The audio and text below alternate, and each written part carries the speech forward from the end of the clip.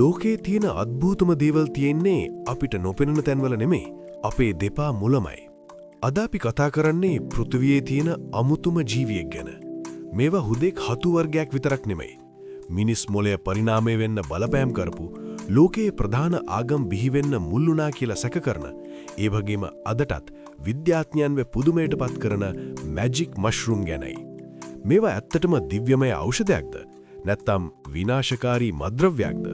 අද ලෝකගෝලය තුලින් අපි ඒ ගැන විමසා බලමු. මේ හතු විශේෂ වෙන්නේ ඇයි? මේවායේ සිලෝසයිබින් කියන රසායනය අඩංගු වෙනවා. ඔබ මේවා ආහාරයට ගත්තොත් ඔබේ ශරීරය එය සිලෝසින් බවට පත් කරනවා. මේ ඍජුවම බලපාන්නේ මොළයේ සෙරෝටෝනින් ග්‍රාහකයන්ටයි.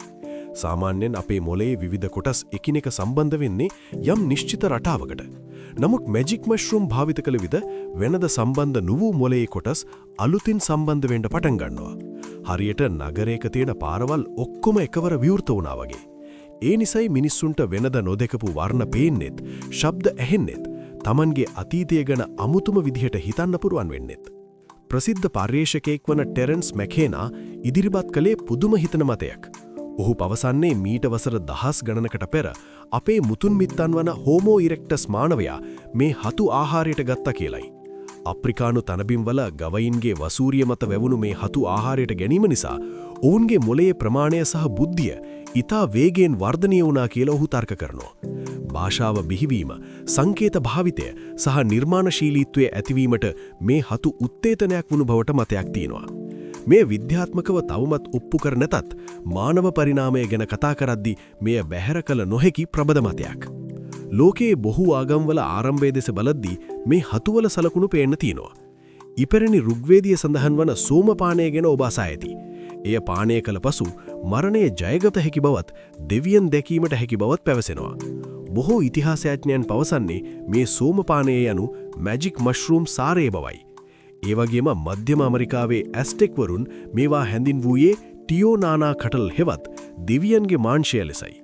දරුණු රෝග සුව කිරීමට සහ අනාගතය පේන කීමට ඔවුන් මේවා භාවිත කළා. ක්‍රිස්තියානි ආගමේ මුල්කාලීන ඇතැම් සිතුවන්වල පවා හතුවලට සමාන රූප සටහන් දක්නට ලැබීම අදකත් මතභේදයට තුඩු දෙන කරුණක්. දැන් අපි ලංකාව ගැන කතා කරමු. අපේ රටේ මධ්‍යම කඳුකරේ මේවා ස්වභාවිකව වැවෙනවා. නමුත් මෙය ඊටමත් අවදානම් සහගතයි. ලංකාවේ වැවෙන ඩෙත් කැප් වැනි විෂ හතු මේවාට බොහෝ සෙයින් සමානයි. ඔබ වැරදි හතු වර්ගයක් එකවරක් හෝ ආහාරයට ගත්තොත් ඔබේ අක්මාව සහ වකුගඩු විනාඩි කිහිපයකින් අකර්මණ්‍ය වෙන්න පුළුවන්. ඒ වගේම මානසික දුර්වලතා තියෙන අයට මේවායින් ස්ථායී උමනභාවය හෙවත් සයිකෝසිස් ඇති වෙන්නත් ඉඩ තියෙනවා. දැන් වන විට බටහිර වෛද්‍ය විද්‍යාව මේ හතු දෙස බලන්නේ වෙනස්ම විදිහකට. විෂාදය සහ ඇබ්බැහිම් සුව කිරීමට මේ ඖෂධයක් ලෙස භාවිත කරන්න පුරුවන්ද කියලා පර්යේෂණ දහස් ගණනක් කෙරෙනවා. කොහොම වුණත් සබහාදාවේ මේ පුදුම නිර්මාණය මිනිසාට ආශිර්වාදයක්ද නැත්නම් ශාපයක්ද යන්න තීරණය වෙන්නේ අපි එය භාවිත කරන ආකාරයට අනුවයි. මේ වගේ තවත් දැනුම පිරුණු වීඩියෝ බලන්න ලෝකගෝලය සබ්ස්ක්‍රයිබ් කරලා තියාගන්න. අදහස් පහලින් කමෙන්ට් කරන්න.